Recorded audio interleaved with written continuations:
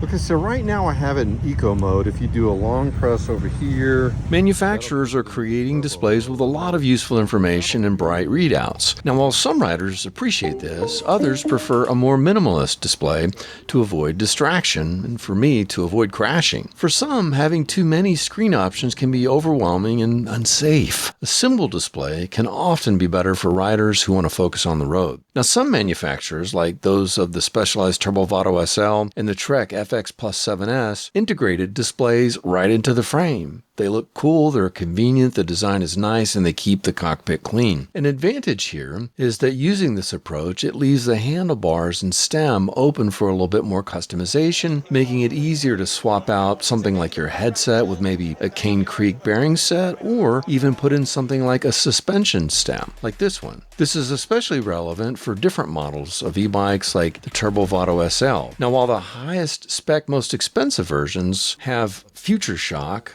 built into the front of the bike, so you're not even going to need a suspension stem there. The lower spec model, like the Turbo Vado SL 4.0, that doesn't have Future Shock. So for a bike like this, it would make a lot of sense to put a suspension stem in there. And given that the display is in the frame, you can. You could put something like a Redshift, a Connect, or a Cane Creek suspension stem right in there into the headset and make your ride a lot more comfortable.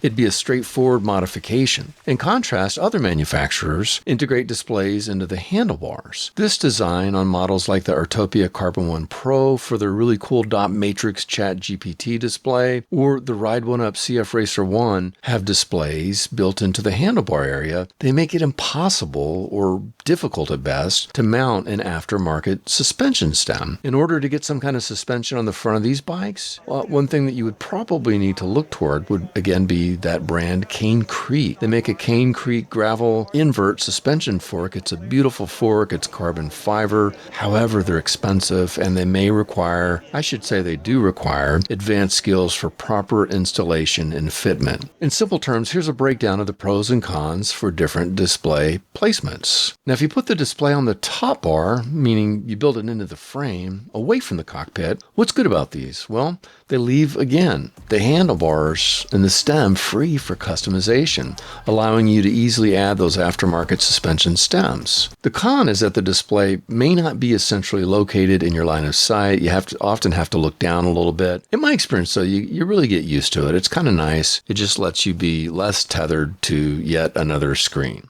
A display built into the handlebars or stem, it provides a clean, integrated look and keeps the display and that information front and center. You can see it easily, you can read it easily. The con, again, it makes it difficult or even impossible to install aftermarket suspension stems, which limits your ability to customize your bike for a more comfortable ride. Also, too, the ones that are mounted up on the handlebars, they can break, and if you want a different type of handlebars, you have some limitations there as well. Now, when you're shopping for a new e-bike, consider how important that flexibility, either now or a little bit down the road, how important that is to you. Because if you already kind of know you're going to want some suspension up front, you should really consider this.